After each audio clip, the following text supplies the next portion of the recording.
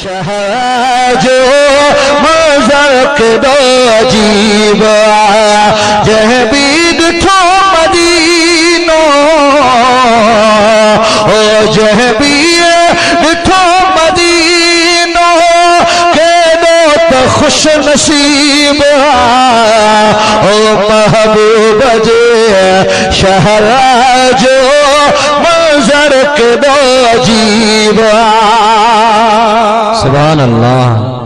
ओ हर साल में हज़ारे आशिक ते वञनि था हर साल में हज़ारे आशिक ते वञनि था ओ साम्हूं वेही सजण खां जेको बि कुझु घुरनि था साम्हूं वेही सजण खां ओ जेको बि कुझु घुरनि था सभिनी खे गलजने थो ओ सभिनी खे गलजने थो अहिड़ो सखी हबीब ओ सरदार जे शहर जो मंजर केॾो अजीब महबूब जे शहर जो मंजर केॾो अजीब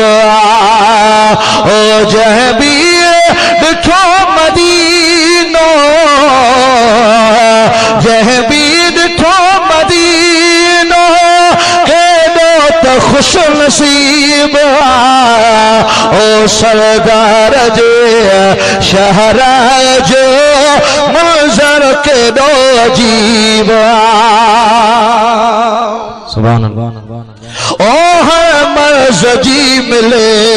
पई नदर खाई दवा थी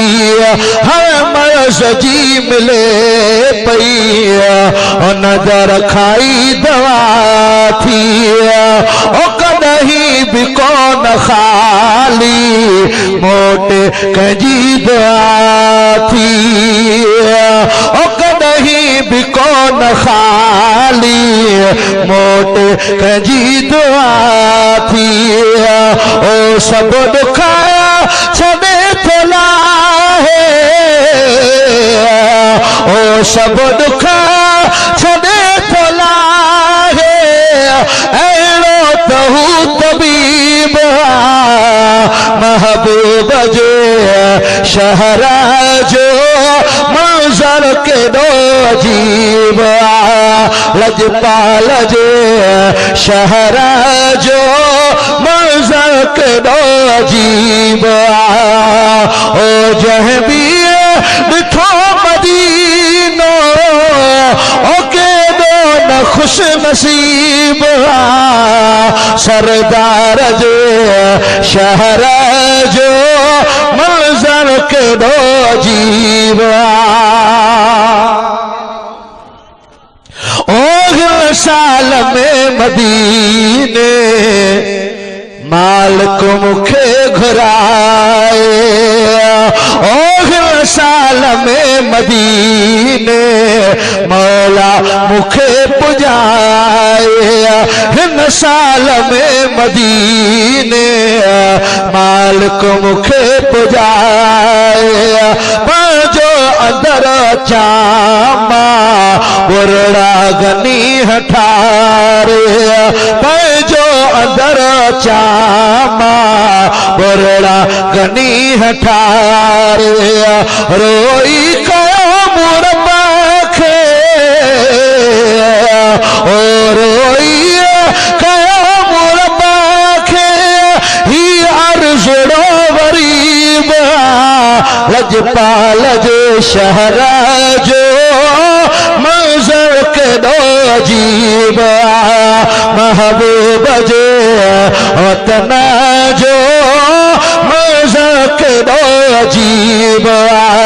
जंहिं बि ॾिठो मदीनो जंहिं बि ॾिठो मदीनो केॾो न खुश नसीब सरदार जे शहर जो मंजर केडो जीव सुभान जिस इंसान या मन थे हिकिड़ी नात जे लाइ